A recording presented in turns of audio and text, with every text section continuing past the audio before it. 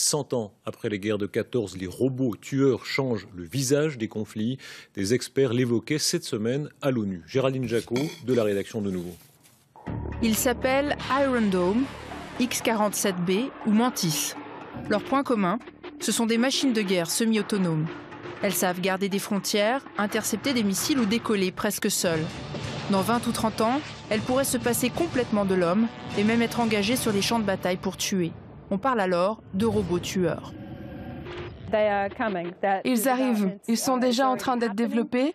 Il y a au moins 6 pays en train de travailler sur des armes de plus en plus autonomes.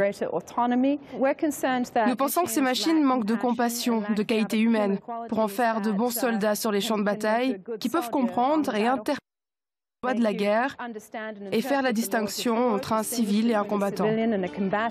Mais faut-il pour autant interdire ces robots ?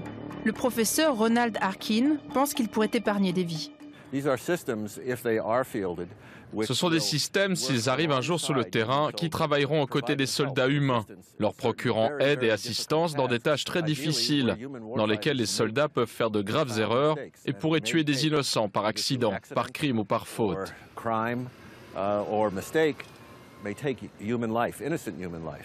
Alors si nous arrivons à créer ces systèmes qui n'ont pas besoin d'avoir un raisonnement moral à part entière comme un humain, nous aurons alors atteint notre objectif humanitaire. C'est notre intention, mais ce n'est pas facile à faire, car actuellement c'est encore un défi technique.